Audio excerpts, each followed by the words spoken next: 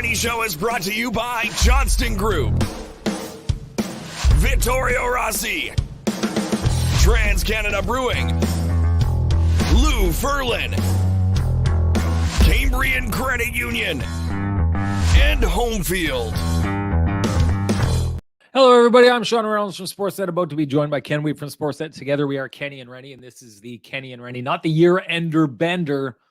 Don't ever mistake the year-ender bender with this. This is the year-end avails show where we break down everything that we hear. Now, I can tell you this. When I first started out in this job, garbage bag day was kind of like a formality, right? You know, you'd find out what at the end of the year, what everyone was hurt with, you know, what the problems were that they were limping through the season with. You know, people would be happy about next year, talk with people about their contract situations going forward and stuff like that. I don't know when it turned in Winnipeg, but year-end avails have now become like the biggest news day outside of, you know, some of the biggest happenings during the season. It's just absolutely crazy. That's what we heard when we heard Rick Bowness speak, when we heard the Winnipeg Jets speak. When you hear Kevin Cheveldayoff speak, maybe it's the exact opposite. It's a situation where you're basically, I mean, we can break down into this, but almost nothing was said by Kevin Cheveldayoff in 40 some odd minutes of speaking to the media.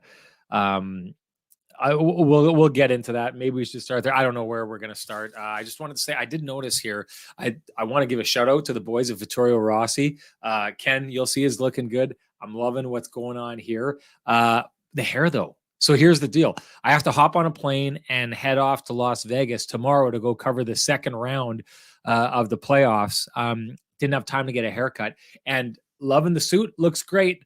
But the hair is starting to make me look like a villain, like a yuppie villain in some kind of like stock market movie from the 1980s. It's getting a little flowish. I like flow. This is getting a little too flow. Got to keep it tighter to the boards, if you know what I'm saying. But it's just observation that I see as we get ready for the show here. But let's stop getting ready for the show and let's get the show going. And you know who is the show? Well, it's my main man, Ken Weeb, the man with the best music in the business.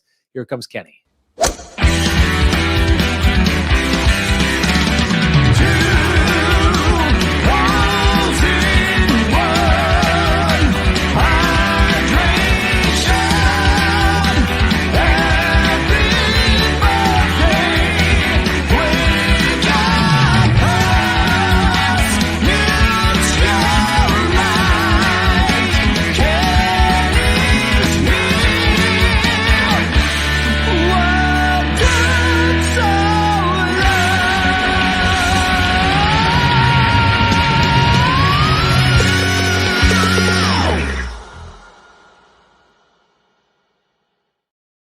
Kenny, my friend, there you are, looking like $1 million, looking like a man who's gone down to see Frankie and the boys and said, do what you can, Frankie and the boys, and they did what they could. You want to look like Kenny, you want to look like Renny, you know what to do. Head on down. See our friends, Frankie and the boys, down at Vittorio Rossi on Corridon Avenue. They will do you up right. Tell them Kenny and Renny sent you. I was just there the other day. Never got to debut that suit, Ken, and I don't think I'm going to do it on the Oilers series. I think I'm going to maybe save it for the draft or something like that. Hopefully we'll see you down there. Expecting it could potentially be busy for the Winnipeg Jets. Maybe not busy for the Winnipeg Jets. Who knows after what we heard today? We need help digging into this. It's just all so crazy. And got a text from our main man, Sammy the Scarf Cosentino, as we sat through that 40-minute press conference. His thoughts seem to echo our thoughts, Ken. So why not bring this in and turn this into a big, giant echo chamber? Let's bring in Sammy the Scarf. We don't have the music for the guy. This guy doesn't need music. He is such a show, just popping up, seeing that smile. It's all we need to see. Sammy, how you doing, my friend? Doing great. Nice to see both you guys. That was really something, eh? Well, welcome. I mean, the lack of things said today by Kevin Cheveldayoff rivaled the overabundance of things being said yesterday by the players and head coach Rick Bowness. Let's start into it. Ken, or excuse me, Sammy, when you say it's something, what do you mean by that? Well, Chevy's masterful at saying a lot of things, but not giving you anything. Like I've seen it. I've seen it before. So he'll talk and he'll answer all your questions, and he'll kind of steer it in his own direction a little bit. But at the end of the day, there's no real clarity. And so I do appreciate the fact that we're so close to the end of the season that anything long term in terms of what it looks like for contracts and players with expiring contracts. I mean, those are conversations that have to take place during the summer. But I think to speak to the playoff situation as it being okay to be in the playoffs, I don't agree with that. This is a team that for the better half of the first part of the year was in first place, and so that bar at that point is set. Okay, and so I think you have to answer questions based on that set standard. And when you go in, you lose in 5 games, and that's it.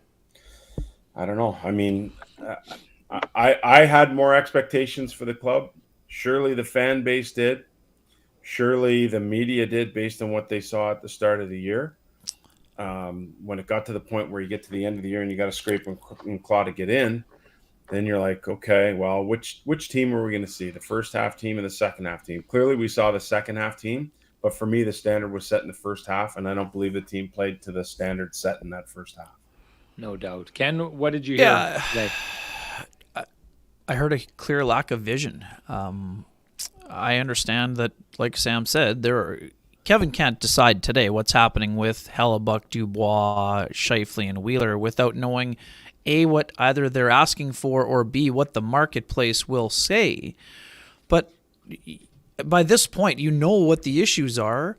How can you not tell with any definitive nature whether it's going to be a rebuild or not? Like, it's a pretty simple distinction, Sammy, don't you think? I mean, you're either one or the other. And I mean, especially the fact that Kevin Cheveldayoff took umbrance with the suggestion of being in the mushy middle, but didn't compete or didn't facilitate as to whether they were going to be competing or rebuilding. I mean, to me, no matter what you decide to do with the core players and the guys with expiring contracts in 2024, you have to have an idea what the direction is.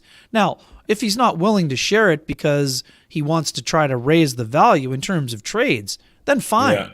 But to not, like, if you're putting a for sale sign up, then you have to tell the fan base that is your intention going into the off season. That was the most striking thing. And I mean, I know that Kevin Cheveldayoff was maybe trying to be a little bit playful, but for him to be dropping, don't let the facts get in the way of a good story.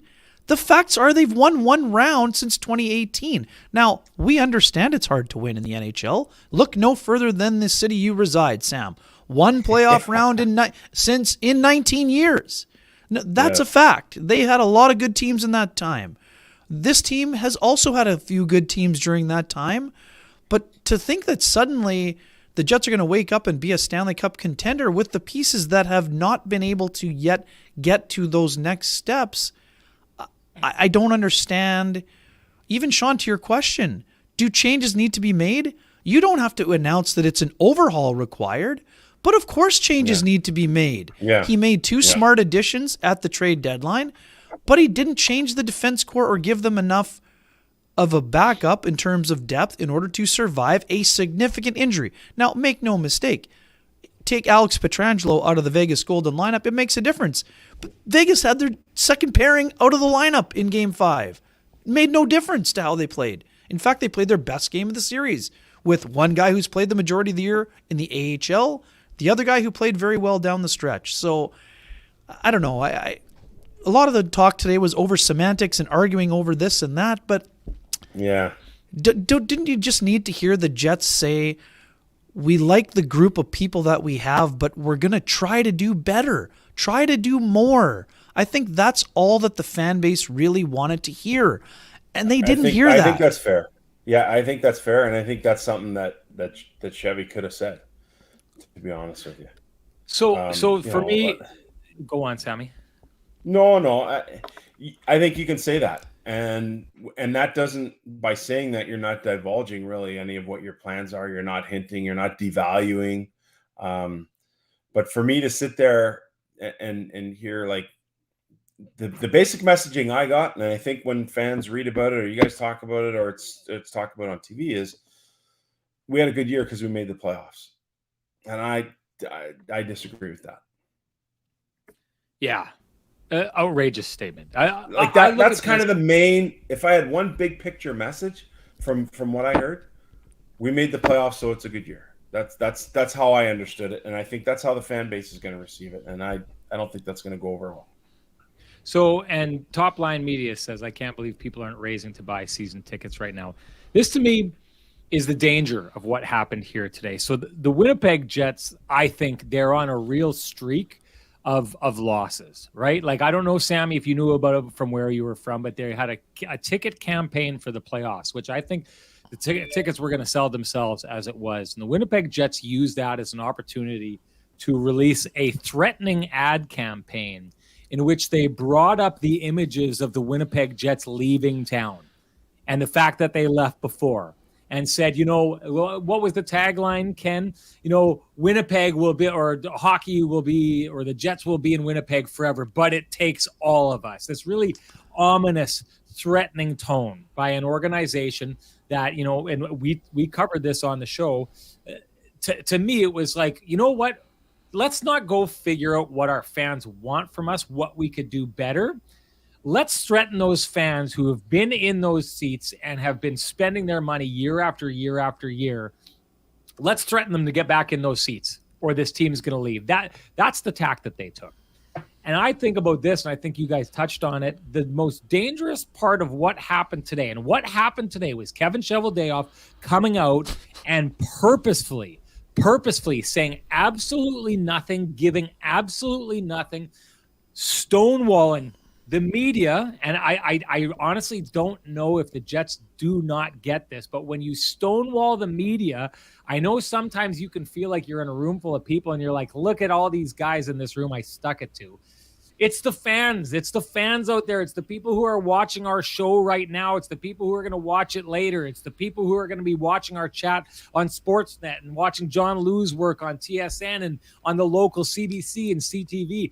Those are the people right now who are sitting there saying, I want a reason to believe in this team. I want a reason to go forward. I want something to be excited about. I want a reason to open my wallet and start buying tickets for next season. And the general manager, whose job it is to try and give a vision, to try and make that fan base excited today, did everything he could to tell that fan base absolutely nothing. This was, and I know we didn't expect anything from this, Ken, this was a crucial moment for the Winnipeg Jets, for one of their leaders, the highest up one that will talk, because Mark Chipman doesn't talk anymore. The highest up member of the Winnipeg Jets organization who will talk could have come out here and said, listen, we know people are frustrated. We know that they want something different. They at least want different results. They want to have an idea of what they're signing up for. They want a reason to believe. And we are going to tell you nothing. Absolutely nothing. Head out and buy your season tickets. We don't know what's going to happen next year, but head out and buy your season tickets right now. This was an epic failure that I think the Winnipeg Jets organization thought Kevin Cheveldayoff got off the podium, and I think they thought that he killed it, right? Because I think what they thought they were going in there to do was to quash what happened yesterday with the players and the coach, and we'll get to that because I think that that's far more interesting than what happened here today. But I think Kevin Cheveldayoff went out with the intent to try and defend the record of this team. And let's get something straight. You talked about how hard it is to make the playoffs. To your point, Sammy, I think if you're a team, like, making the playoffs, average is 16-17 in this league. So to squeak into the playoffs means you are slightly above average. To lose out in 5 games and be the first team eliminated means you are, like Ken likes to say, you are the definitive mushy middle. There's really not much of a difference between you and the Calgary Flames, other than the Calgary Flames couldn't score in overtime during the regular season. So that you take a look at where this team is at, the fact that they're Barry Horowitzing themselves, dislocating their shoulders to pat themselves on the back about this situation. Why they headed out and thought it was a good idea to do that, I have no idea why. It's pretty easy to say, look, we made the playoffs. There's some value to that, but that's not enough for this organization. We want more, and we know you want more, and we are working to achieve that. You're not saying anything specific, but you're at least letting your fan base know that there's hope and there's a push and that you're not okay with these results. I walk away from this, and I walk away from it thinking Kevin Cheveldayoff is entirely okay with everything that's happened, that there's no urgency to change anything that happened. And if they are going to change something, you're not going to hear about it until it happens, and you don't need to hear about it. To me, there is credence to what you're saying, Ken, in the idea that I think he doesn't know what's going to happen. And I think right now he's being held hostage to the whims of the Mark Scheifele's, the Connor Hellebucks, the Pierre-Luc Dubois. He needs to figure out those situations first. He wouldn't talk about whether or not he's rebuilding because he may still have to rebuild. It may not be his choice. Because if Connor Hellebuck says he's not coming back and Mark Scheifele says he's not coming back, Pierre-Luc Dubois say they're not coming back, then you have to move those players. In a market like Winnipeg, you can't not send those players out the window or out the door and get something back in return. So I understand him being in a tough spot and not maybe knowing himself what's going to happen, because I think he's going to take a run at least signing Connor Hellebuck to keep him around. So I think he needs to show strength to do that. But there's ways of doing that while at the same time trying to reinvigorate your fan base. He missed the mark by a mile. I would not be wanting to stand anywhere near the dartboard when Kevin Cheveldayoff is playing darts, because if he aims in darts the way that he did today and trying to hit the mark, I'm the guy who's going to get that one in the temple standing 10 feet away from the board. Sammy, what'd you think of the players yesterday, first of all, before we get to bonus player reaction? Well, if you don't, I want to make this one point, and I've seen it here, especially going back with my time in the Blue Jays. Oftentimes, management forgets that the media is a conduit to the fans. Like, as Ken Weed, yes. Do you care if the Winnipeg Jets win the Stanley Cup or go out in round one? Well, would it be nice to be able to cover a team long in the playoffs? It would. But it makes no difference to your life whether they win the Stanley Cup or whether they bow out in the first round or whether they don't get in the playoffs. But the job says you need to tell the fans why they didn't get in, why they got in, why they left early. So oftentimes it becomes contentious, and I saw a little bit of that today between management and media, when media's job, although sometimes, admittedly, there's a rooting interest there, and the media sometimes can be as frustrated as the fan base because a lot of the media grew up being fans of that team. But for the most part, the professionalism in our industry isn't like that, where you're sitting there with pom-poms in the press box when the Winnipeg Jets score a goal. Like, that doesn't happen. And so as a result of that, oftentimes management forgets that the conduit to the fans, which is the most important people in all of this conversation, is the media. And the media sometimes has to ask difficult questions, has to call people out on the mat, has to ask for accountability. And really, no one wants to ever answer to that. And when you get asked repeatedly and you get stonewalled and you get asked again and you get frustrated, then it becomes contentious. But I think too often times the management forgets that your best conduit to the fan is through the media. And so, if you want to sell season tickets or you want to sell a winning program or a rebuild or whatever it is that you're trying to accomplish, the only way you're going to accomplish that is if you're honest, forthright about what you're trying to do. And so, dealing in semantics or not saying much, it's not necessary. It's not a win for the media because the media still has to try and write around it. It's not a win for the fans because everything is ambiguous. Yet, as the Winnipeg Jets ownership and management group, you walk away and you're like, well, that was pretty good, but really, you've kind of defeated the purpose of what you're trying to do is give a message to the fan base. And that could be hope, and that message could be anything. We're disappointed. Hey, we did our best. Hey, our top players weren't good enough. Hey, they were good enough, but we were just beat by a better team. Anything that gives you something to chew on is better for the fan base because now they're able to swallow the messages that follow as you lead up to free agency and the draft and so on and so forth a lot easier. So for me, that's the one point that I want to make is oftentimes media gets frustrated and it becomes contentious between management and the media when the media is just trying to do its job. Then there's really no need for it. The media should be management's best friend. It's not always going to be nice and pleasant, but at the end of the day, whatever message it is you're trying to sell, even if it's incorrect or BS, you need the media to do it. So anyways, I needed to get that off my chest because I've witnessed it on both sides, like having worked inside the Blue Jays clubhouse, and you hear managers saying, well, this guy's a goof, he's an idiot, he's digging up trash again, and that sort of thing. And really, like, a lot of times guys are just doing their job, right? Like if Blake Wheeler has the captaincy taken away from him, there's a story there. People want to know why.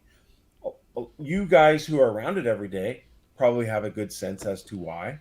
But Joe Blow fan who goes to turn on the TV to watch their Jets, or pays $150 to go watch the Jets, they need to know why.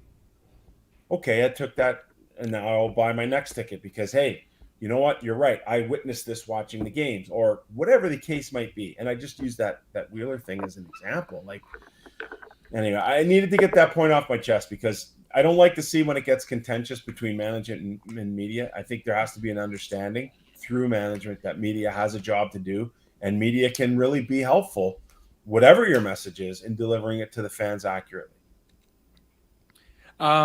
Ken, do you want to pick up the baton and run on what you saw yesterday from the players?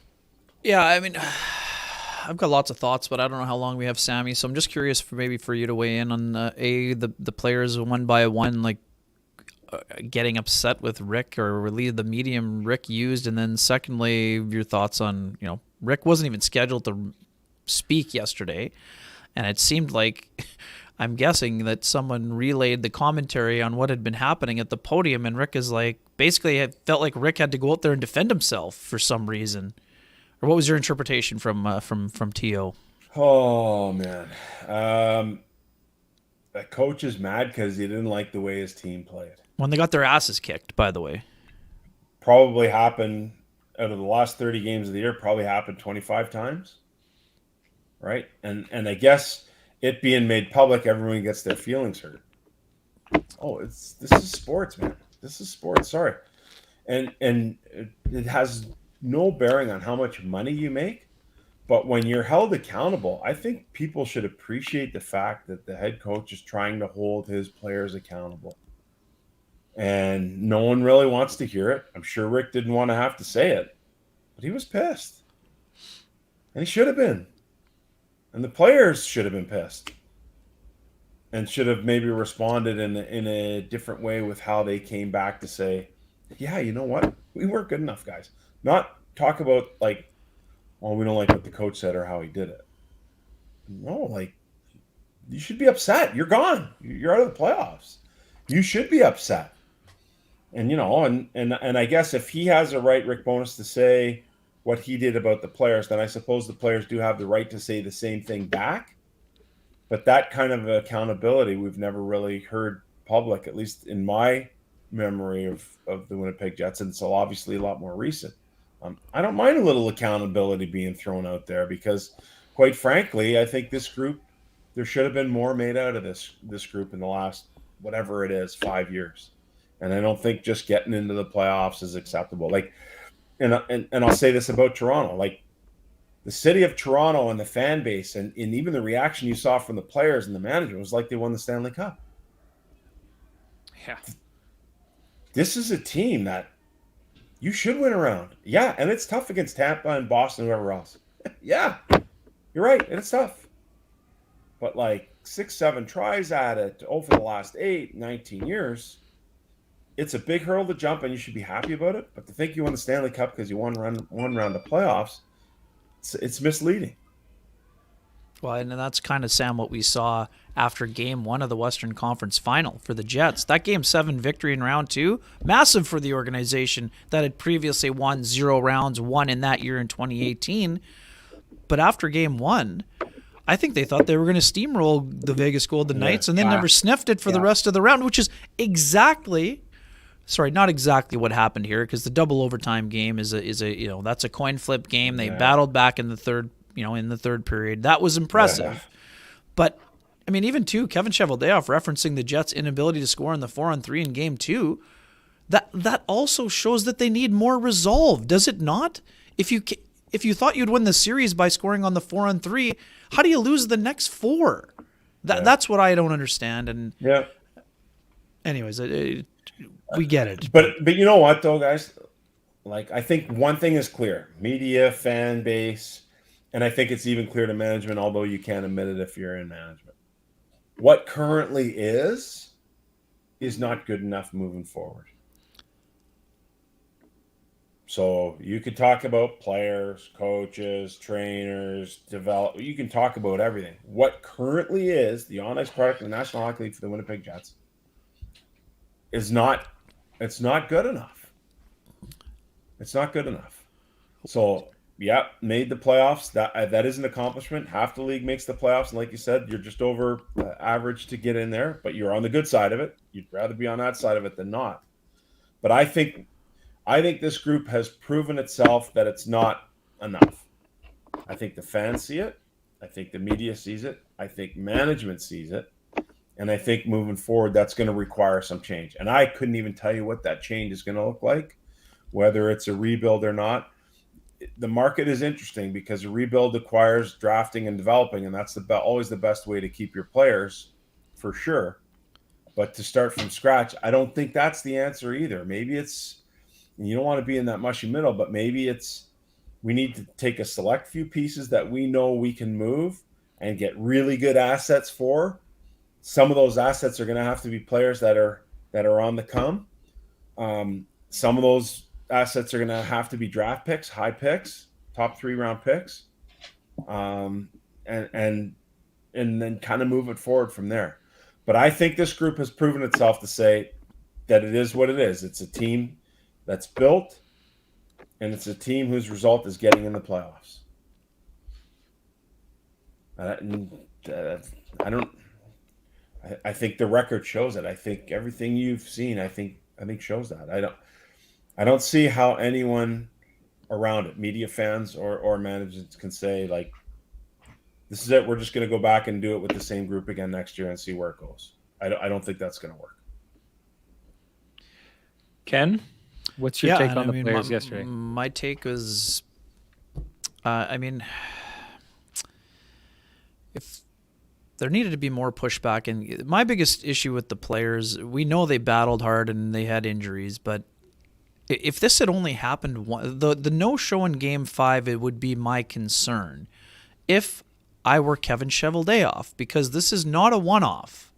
This happened in 2019 in Game 6 after a heartbreaking loss in Game 5 when Jaden Schwartz took the Tyler Bozak pass in the last waning seconds. That was a swing game in that series. The next game, the Jets did not show up. And a lot of the same cast of characters who are still here and part of the core group are part now of Game 5 where the team did not show up. Did Vegas play its best game of the series? Absolutely they did. They smelled blood in the water and they took it to their opponent. But I understand, actually it's super interesting to me, Sean.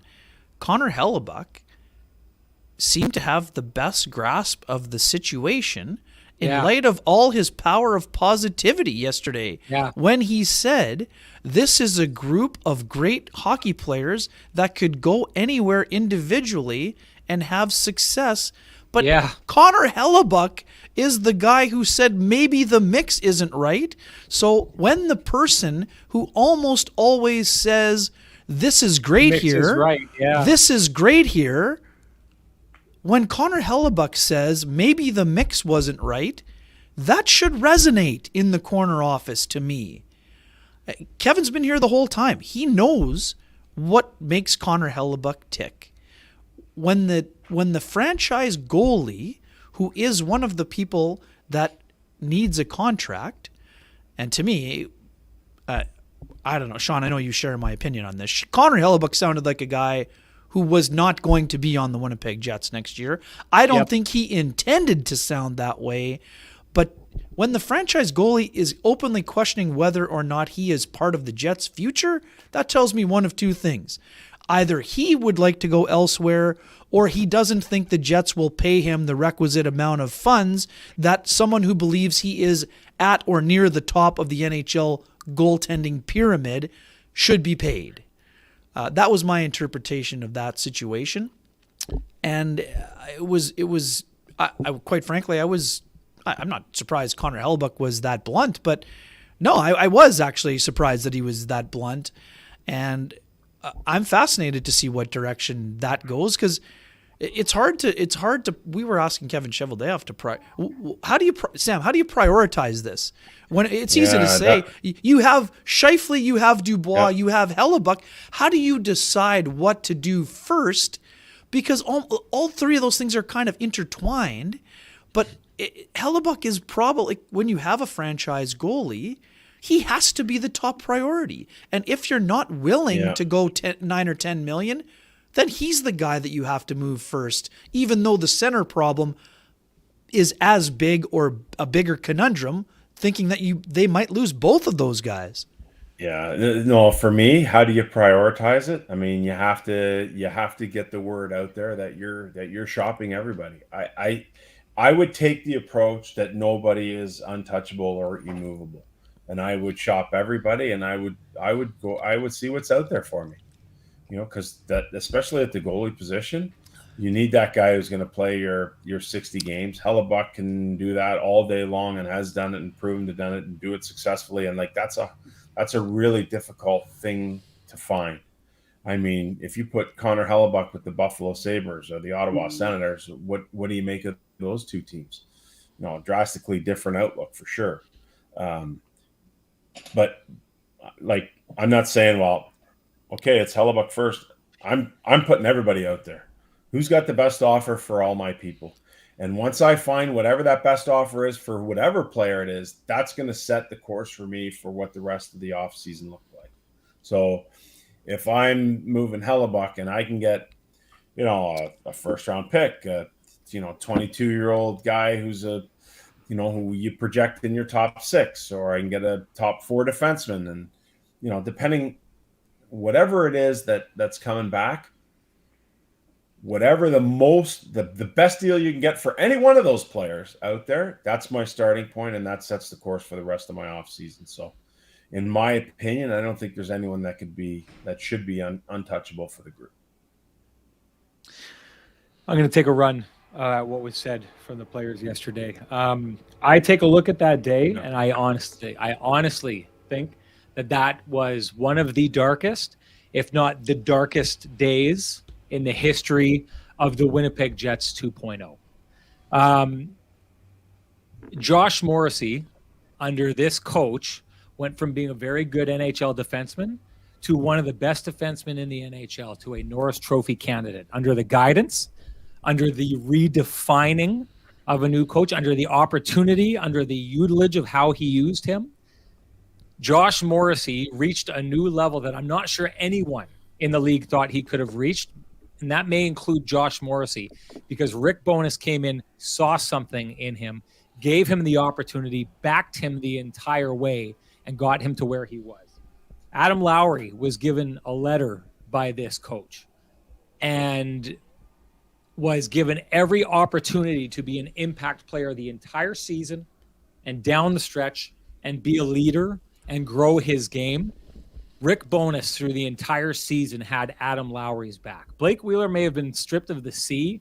He was never once taken out of the top 6. He was given plenty of opportunity on special teams. He still got his time to add points to his totals. A reminder, Blake Wheeler, of the percentage of his overall points, is top 10 in NHL history, for having the highest percentage of his points come by empty net. None of his playing time opportunities were stripped by this coach, and it showed in that he had a bounce-back season. I shouldn't say a bounce-back season. He was decent last year, but put up decent numbers.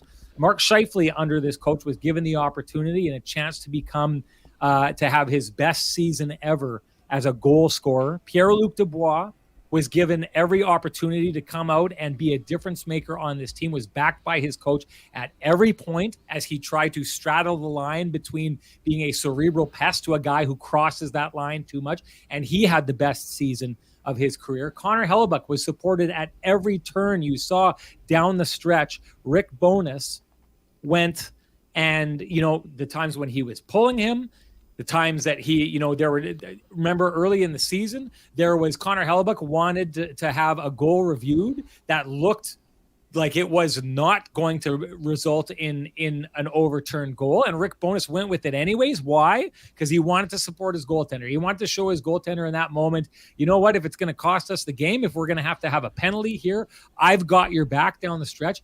At every turn, Rick Bowness, from what we've seen, has fought for accountability from this team, has fought for every single one of these players.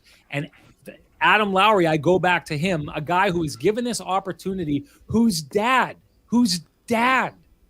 coached this team last year, and from all indications of what we heard happen behind the scenes, went through a lot of stuff, a lot of similar stuff to what drove Paul Maurice away, to the stuff that frustrated Rick Bowness down the stretch here. Adam Lowry watched his dad go through that.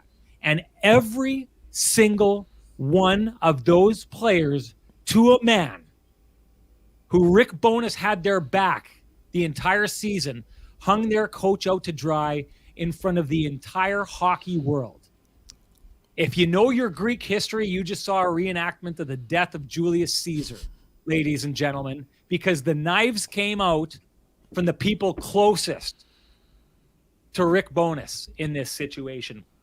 I found it extremely disingenuous of Blake Wheeler to suggest that this came out of left field, how he started at the beginning and this blew him away. And then we hear later on that he went out and torched them in the second intermission. These guys are trying to say that, oh, this came out of nowhere, when they got ripped a new one by their coach in the second intermission. And they're surprised that he says the same thing that he said in the second intermission and are acting like it's a betrayal. This is Blake Wheeler trying to say this came out of nowhere, when in front of us, in the media, time and time again, Rick Bowness has come out and vented his frustration, has said to his team, we will see what kind of response they have. Everyone knows the quote, if some of the players on this team think they're giving it their all, they're dreaming.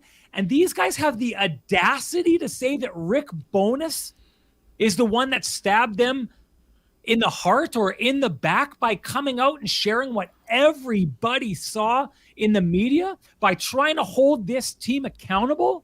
This team does not want anything to do with accountability, wants nothing to do with it.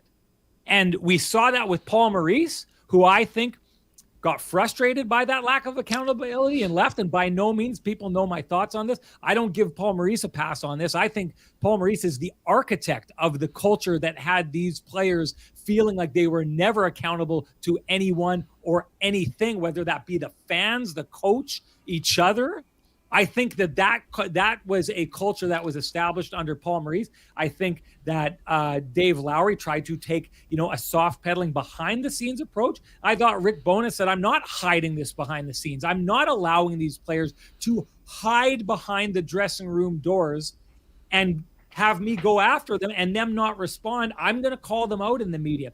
It was extremely disingenuous by every single player who walked up there and said that, and acted as though this came out of the blue, when we know, boy, oh boy, maybe, Ken, do you think there's any possibility, and I ask this facetiously, do you think there's any possibility Rick Bowness has been in the Jets dressing room and hasn't been telling them any of these things, and then he comes out and bombs them in the media to us, and then these players are just so tuned out that they never check the media and have no idea that their coach thought that maybe they could have given a little bit more from January on? This was, I won't say it out loud because I went too far in the last show, but you know what I said last show, and it's signified by BS. This was complete and total BS by the players. And I will say this, Rick Bowness is one of the most beloved men in all of hockey, and not just all of hockey, in the history of hockey. He's been around since the 80s. He's lasted this long for a long time. And I think this is a catastrophic error by the Winnipeg Jets, by their general manager, by their owner, that across the hockey world, the conversations that I'm having with people behind the scenes, former players, people in media who are flabbergasted by this. If Blake Wheeler, or if, I don't know, Connor Hellebuck, or if the rest of the Winnipeg Jets, or if Mark Chipman, or if Kevin Cheveldayoff think that the rest of the hockey world is going to look at this situation and think, yeah, that Rick Bowness, he doesn't know what he's doing, and that they're going to take the other side over this, they got something coming. The ramifications of what they did in a public forum to Rick Bowness yesterday is going to resonate with this team for a long time. And Ken, we had this conversation. About that press conference looking like it may have been the last act of Blake Wheeler as a Winnipeg Jet, him coming out and talking. That had the feel of his last act as a Winnipeg Jet captain. He was asked about his legacy and what he thinks it is going forward, and he said, I never took a day off. I worked really hard, all that kind of stuff. I think he's 100% right. And I think that the legacy of Blake Wheeler will be that he worked hard at every turn. He was a hell of a hockey player. He may be, Scheifele could be up there. Hellebuck could be up there. Dustin Byfuglien could be up there. He may be the most important player in Jets 2.0 history, and it may be a long time before he's surpassed. But I think that if Blake Wheeler, who was slapped back on the label by his teammates that he is the leader, he is the captain of this team, if his last act as a Winnipeg Jet is raising a mutiny against his head coach and one of the most beloved figures in hockey, I think that's a very fitting last act for Blake Wheeler, and shows you exactly what to have expected from that player on the way out. Yeah, this is what I didn't like. A lot of the things. What I didn't like the most is how, at the end of the day, Rick Bowness comes out here and is forced to defend himself, and he's showing the pride that most or some Jets fans wish they saw more of. And I'm not much like Rick. You're not painting everybody with the same brush, but nobody has shown this season more pride in the logo, in representing this city and province, than Rick Bowness. And the fact that he is pushing for a higher standard, to me, I would have loved to have heard Kevin Cheveldayoff say those same things. I love how Rick Bowness doubled down and said, I'm never going to accept what happened in Game 5. If the moment you let complacency set in, now I'm not saying anyone's happy with what happened in Game 5 if you're a member of the Jets or part of the organization. Rick is trying to raise the standard because he's been in other places where the standard has been raised. And the only way for the Jets to move forward is to raise their current standard. And the fact that a couple people had their feelings hurt, come on.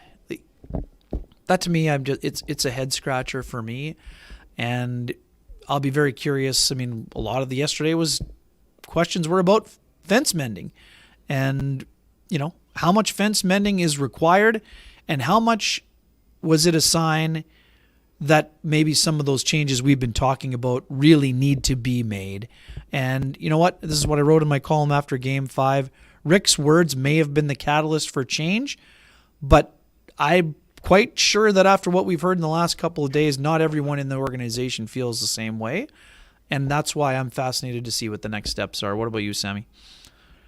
Well, I mean, listen, and I think I can take this more of an outsider's approach.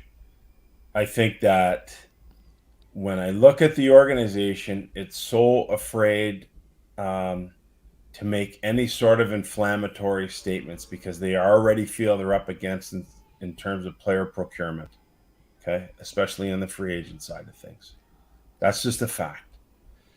The other part of that, to me, and again, from an outsider looking in, who's spent a little bit of time there and thinks he has a pretty good feel for what's going on, is the current group doesn't work.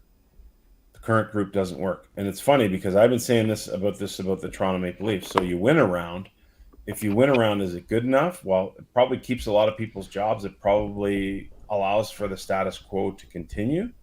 But I think with Winnipeg, like I'm looking at Paul Maurice. Okay, well, what is it that made him step away? What is it with him being coach for a long time that didn't allow them to get over that hump? And what is it about Dave Lowry, who, when he went there for a short time, that didn't change things? What is it about Rick Bowness, who comes in? I just see a couple of different approaches, none of which seems to be satisfactory to the players. So at that point, you look at the group of players and you say, this mix, and Hellebuck probably said it best, this current mix doesn't work. And that's not to say that they're bad players. They're all, listen, they're National Hockey League players, really good players, very talented group. Sometimes the group dynamic just doesn't work. And I think that's where Winnipeg finds itself right now. But being cautious, being conservative, being in that marketplace does present its challenges as to how you face publicly and trying to address that. And so some of that I understand from what Chevy's doing in terms of saying a lot but not saying anything at all. But from an outsider looking in, I think the fan base feels the same way. The current group is not getting it done, and the current group, in my opinion, isn't a group you can continue to move forward with. Whether it's the rumors that you hear from the outside about the dressing room, whether it's the talent mix, whether it's how you spread your salary cap, whatever the case is, to me, this current group can't go forward as it currently stands and expect any different result than what it's had in the last 5 years. Ken, any guesses that's on my final stuff there? Ken, you got to go, Sammy? Yeah, I got to hit the road here, boys. But Thanks, all right, man. Thanks for joining us. us. Great to see you. Interesting I'm glad stuff. we got you in. Glad we got you in one last time. I know that the chat room appreciated. They always love them a little Sammy. I know one thing. You guys have got me tuning in for the rest of the off season. I can tell you that, and especially when I'm kind of on the forefront next is at the draft. It'll be a lot of fun to see if anything. I will be there. And it will be good to see you down there, my man. It's going to be great. Nashville, there's things that you can potentially get up to in that town if you're interested in extracurriculars. And I've seen in the past that sometimes you are a man that is interested in the extracurriculars, as I've partaken in those extracurriculars with you. I won't tell people when draft or World Juniors in Montreal. That was a good time. Right on. Well, we'll talk Sammy, to management, see if we can get in a week early. Eh? We'll see if there we we can get go. in a week early. It's necessary. You got to prepare. You got to get the lay of the land, no doubt. Thanks, All right, Sammy. Thanks, guys. Thanks, man. Take care, man. Yep. Take care. Ken, you've touched on this a little bit. Where do you think are they rebuilding? Do you think it comes down to rebuilding? Yeah, I don't see an appetite for either the ownership or management or fan base to rebuild. I think that the players, Kevin Cheveldayoff talked about honest conversations. Well, the most honest of those conversations, the only thing that was more consistent than people's message for Rick Bowness and not being thrilled about his delivery at the podium was that not one single player said they would be comfortable with a rebuild, including Kyle Connor, who is one player who is under contract for at least 3 more seasons. So I just don't see that. The only way it would be possible is if, as you've labeled it, the greatest garage sale in NHL history doesn't result in enough current assets for the Winnipeg Jets to turn that into being competitive. But I've said this countless times. The Central Division already features the Arizona Coyotes and Chicago Blackhawks, who are openly rebuilding and going on to year 3 or later of that process. The St. Louis Blues have significant question marks after having a fire sale of their own and missing the playoffs. And despite a great and heroic effort by UC Saros, the Nashville Predators are no lock to be a playoff team. So I'm not great at math, Sean, but that's 4 out of the 8 teams in the Central Division with either clearly rebuilding or having question marks attached to them. The Minnesota Wild have not advanced past the first round of the playoffs since 2015, even though They are built for the playoffs and had another very solid season. The Colorado Avalanche are as close to a sure thing as possible in the division, but they're also in a Game 7, and their title reign might be over in round 1, which was something you or I or almost anybody in the hockey world are baffled by, even with all the injuries and the situations going on with their team. So I just don't see the Jets openly saying, down to the studs, start over. I don't see it. I don't think they should do that, and I don't think they will do that. Now, the biggest thing for me, Sean, I like Sam's approach. You put up the for sale sign and you wait for the offers. And we know Kevin Cheveldayoff is known for having patience. And it is often an important quality, and in this case, it is an important quality. But Sean, we've discussed this before. Kevin Cheveldayoff can't be worried about not including a Jack Roslovic in a potential move for Mark Stone. And we know there's other factors that were involved at that time. Was Stone going to sign long-term? Probably not. He wanted to be in Vegas with Kelly McCrimmon.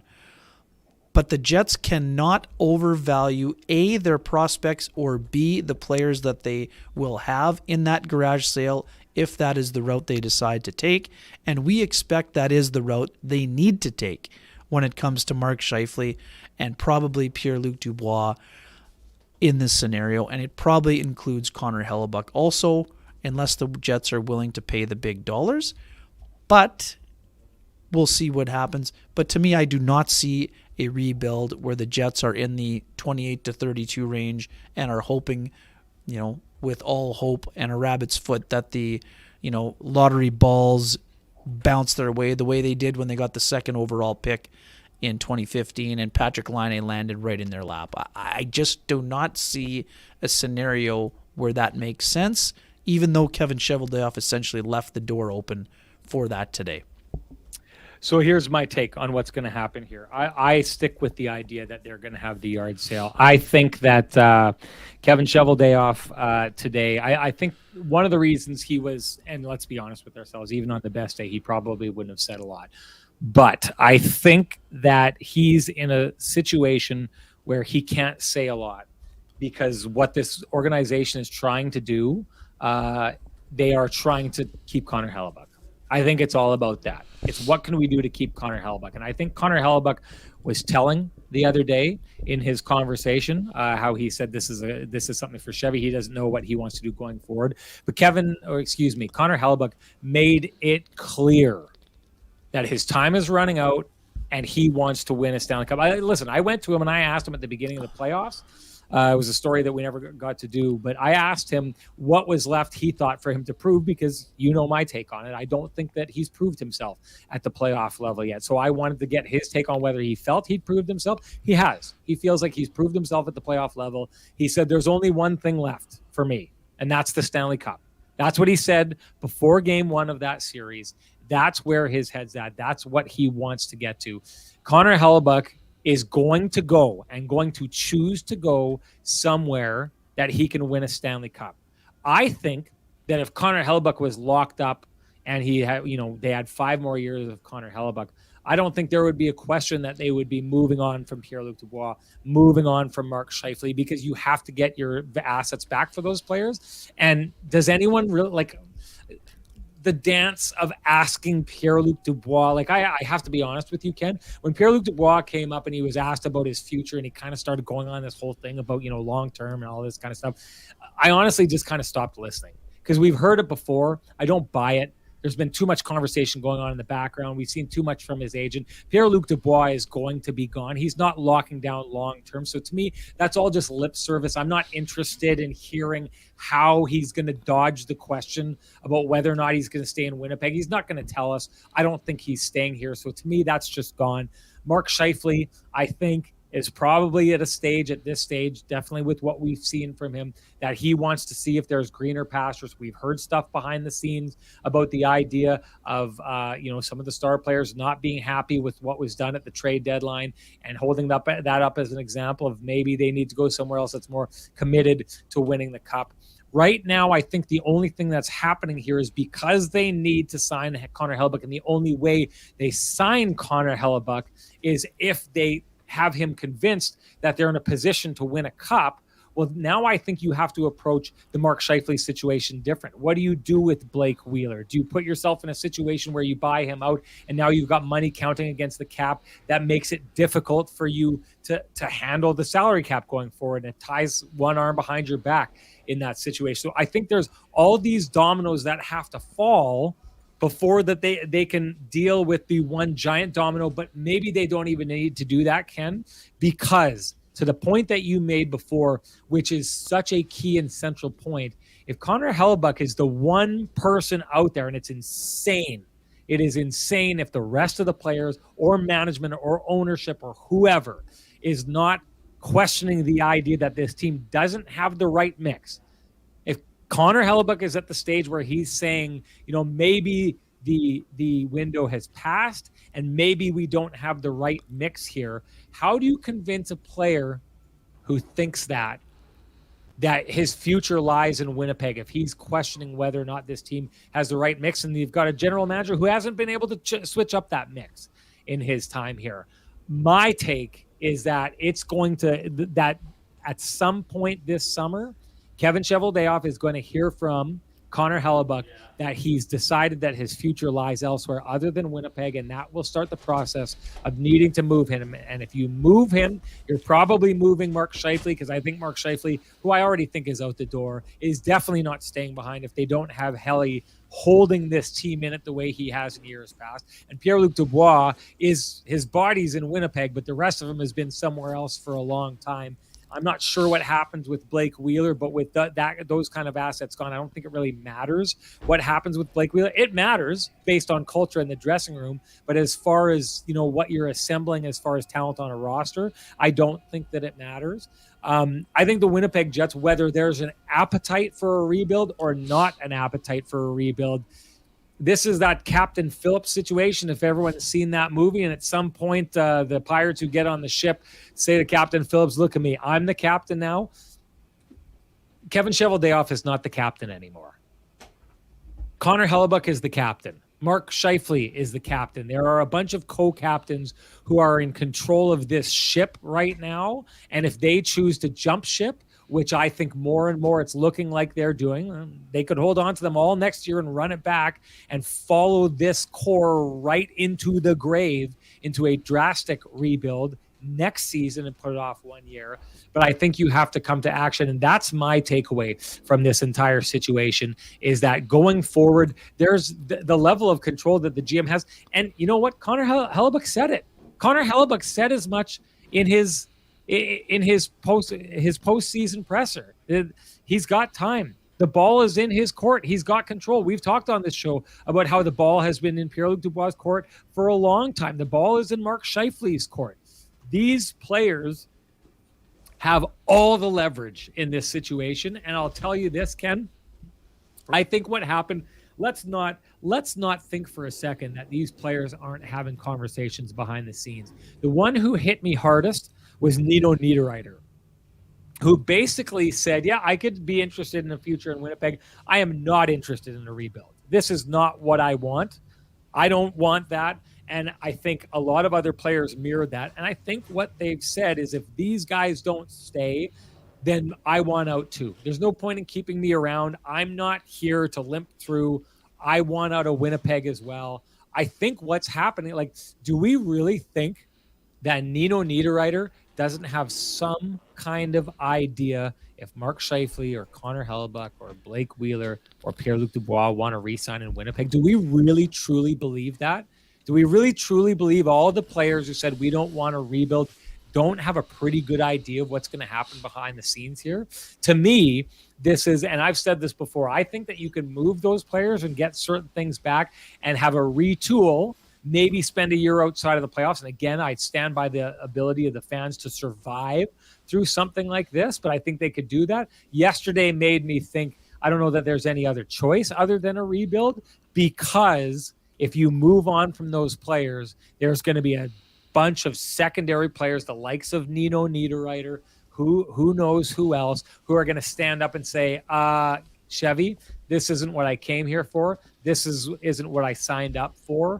I'd like you to move me somewhere else where I've got a chance, and I'd like you to do it right now, right?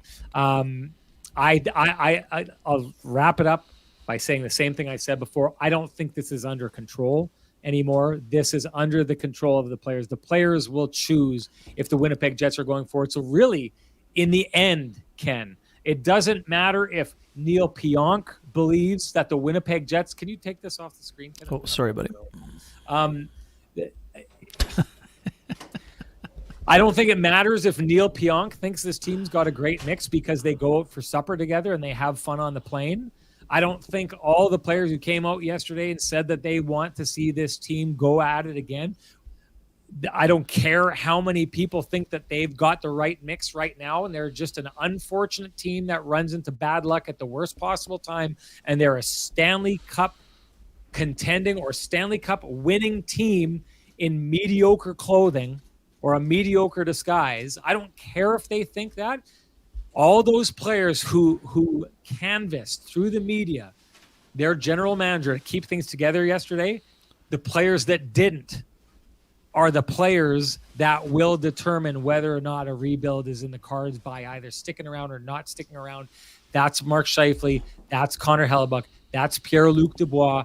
They choose, not the players left behind. They choose if this team is going to rebuild or not. It's up to them, not up to the general manager, not up to the players staying behind. And my take on this is that choice will be made, and it won't be one to stay in Winnipeg. And let's be honest with ourselves. If you backed up the Brinks truck to keep all those players and somehow Pierre-Luc Dubois decided to stay, and so did Mark Scheifele, and so did Connor Hellebuck, I get it that the team believes in themselves and the general manager does, but honestly, as fans out there, how many fans out there believe from what we've seen from this team that the thing that they should be doing is running everything back completely and locking in long-term to this same core that, to Ken's point, since 2018 has won one playoff round? People keep saying it to me over and over again. It's the definition of insanity. I don't know if I would go as far as saying that, but I can tell you this. If they announced tomorrow that all those players were re-signing and you had this core going forward another 5 or 6 years now, how many people would be pumping their fists and saying this is exactly what the Winnipeg Jets needed? I don't know that it would be a lot.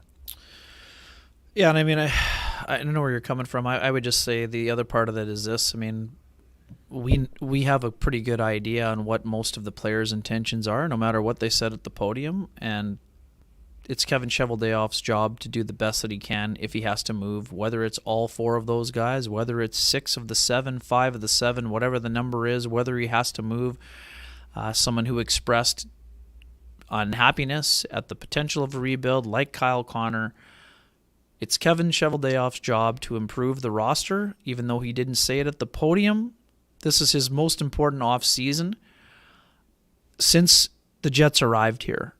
And how he handles it will determine the future of the franchise. It will also determine his future as an NHL general manager. That's my take about it, on it. All right. You know what? I'm just going to run through some quick stuff here. I just want to give a shout out. It's not exactly a lamplighter kind of day because we're not going to be carrying that forward, but I want to announce the winner from the lamplighter from the last one. And boy, oh boy, he finally made it happen. Proof that Renny isn't biased against anyone, because if there was someone I want to be biased against, it's this guy. But T-Will pulls it out under the horn, wins the last lamplighter of the season. Congratulations to T-Will. He can go to the Trans-Canada Brewing Company, go to their tap room at 11290 Kenniston. That's where you can go pick that up. It's also the place where, and T-Will has, he's on the list for tickets. That's where we are going to have the Kenny and Renny year-ender bender. It's going to be awesome. We just have to hammer down a time that the doors open, and once that happens, I will be getting a hold of all of you who've reserved tickets and starting the process of getting those tickets into your hands. That's May 16th. It will be happening. We can't wait to see all of you there. We're going to have our sponsors down there. We're going to have a whole bunch of people from the media. Sarah Orlesky tried to sneak out the back door already. Ken, we know Sarah likes to get to bed for an early sleep. Not happening. She's coming down. I've got her coming in that direction. The CJOB gang, the Winnipeg Free Press gang, the Sun gang, Illegal Curve gang, Winnipeg Sports Talk. We got a whole bunch of people coming out there. There's more than that. So that you get to meet a lot of the people who do this, not just Ken and I, even though I think Ken and I are pretty good representative of the Winnipeg sports media. I don't know. Ken for sure is. I'd fall somewhere in that category. Anyways, that's going to be a ton of fun. So T-Will, you know what to do. You actually have my text message. So T-Will, I know his real name. Should I out him? No, that's no way to end the year. I won't out T-Will. Anyways, T-Will, get a hold of me. You know what to do. I'm also going to throw out one last home field shovel, As and I'm you going to should. hand this one out to Jordy Angus, who says, how can they sell season tickets after that presser? He summed up what it took me like 15 minutes to say, because, sometimes I want to hit the buffet too. But this presser did nothing. Kevin Cheveldayoff's presser did nothing to sell season tickets or fans on the future of the Winnipeg Jets. And I think that's a problem for an organization who already went to the well of guilting fans or leveraging fans into trying to go to playoff games with the threat of heading out of town, which is the way that I take that. I know it's not, he said it's not supposed to be that way. That's the way I read it. Jordy Angus, you know what to do. Direct message me at SN Sean Reynolds. Send me your full name, which I'm thinking is Jordy Angus, and an email. I will send you a voucher for your Kenny and Renny trunk shovel, brought to you by the folks at Home Field. Wanted to give a shout out to the Kenny and Renny OGs. I'm going to give the the Got You Covered award to every single Kenny and Renny fan this season who showed up, watched our shows, consumed the podcast, messaged us to talk, interact with us. It's meant the world to us this year. You're all the best. That's why the Kenny and Renny OGs at the Johnston Group Got You Covered award goes to all of you on this day. Give a shout out to Sweet Lou, who I believe is going to be at the party, Ken. Yeah, we're hopeful for the folks with realty needs they'd like to have met buying, selling, curious what the house on the corner is going for, maybe looking for a new neighborhood to reside in. Contact Lou Ferlin at Roll LePage Dynamic Realty, 204-791-9971. And you can reach him by email at lou@louferlin.ca. That's LOU@LOUFURLAN.ca. His website is louferlin.ca. Lou Ferlin, excellent realtor, excellent human being, and excellent supporter of the community, including this podcast, for which we are eternally grateful. That's something that we should throw out there as well. All these great sponsors of ours that we appreciate to no end. Frankie and the boys from Vittorio Rossi are coming down for the year-ender bender. The Transcanada Brewing folks are obviously going to be there. Our guys from the Johnston Group, we've got tickets set aside for them. Sweet Lou Ferlin is expected to be there, as I've said many times. Corey and the gang from Home Field, who had just brilliant ideas with the shovel, and of course put together let me see. Do I have it right here? Corey, I want to make sure I give him credit again for putting together the new official headband of Sean's Headband. Let's play the music and get this into the show one last time before we shut it down.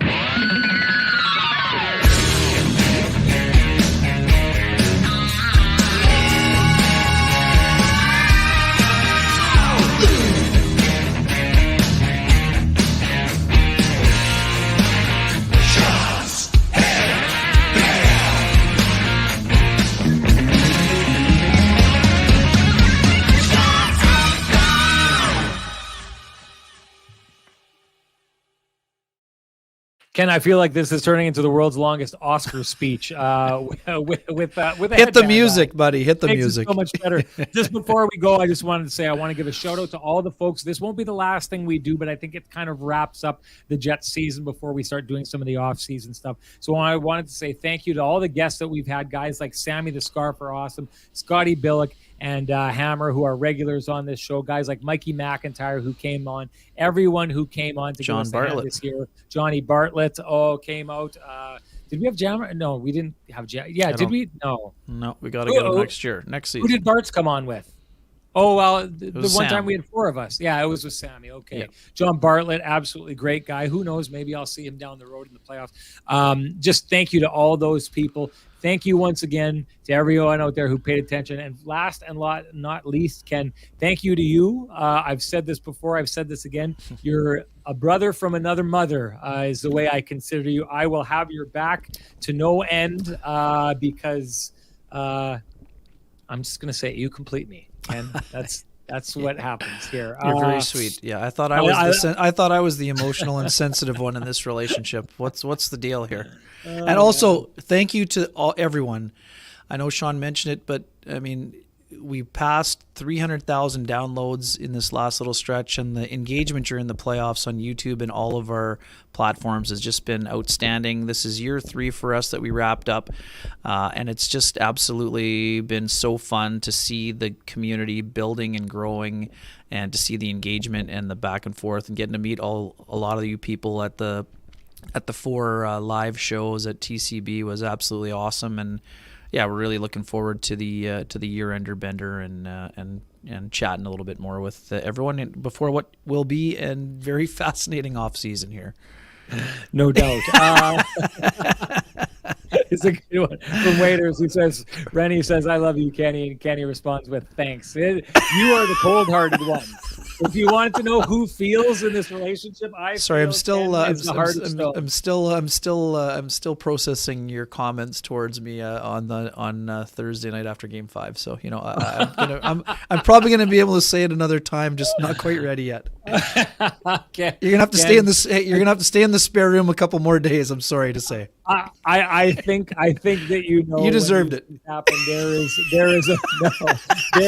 There is a showmanship to this show, and a conflict that the fans crave at times. That sometimes it's okay. Fine, I love you. There we go. We got it. We got it out there. Suckered me again. Yeah, good job. Last one. Final thing I will say before I go: if you appreciate the conversations happening in these spaces, please appreciate the contributions by our sponsors who fight with us all season long to keep these conversations going in these spaces for us. That's Vittorio Rossi, the TransCanada Brewing Company, the Kenny and Renny OGs at the Johnston Group, Sweet Lou Ferlin, and Home Field. Thank you to all of them. Thank you to all of you. It's been a great ride. We can't wait to talk to you again. We cannot wait for the year-ender bender. As soon as we have a time nailed down, I will be reaching out to you all. It is going to be a good one. We will see you all there. Have a great offseason, everybody. The Kenny and Renny Show is brought to you by Home Field, Cambrian Credit Union, Lou Ferlin, TransCanada Brewing, Vittorio Rossi, and Johnston Group.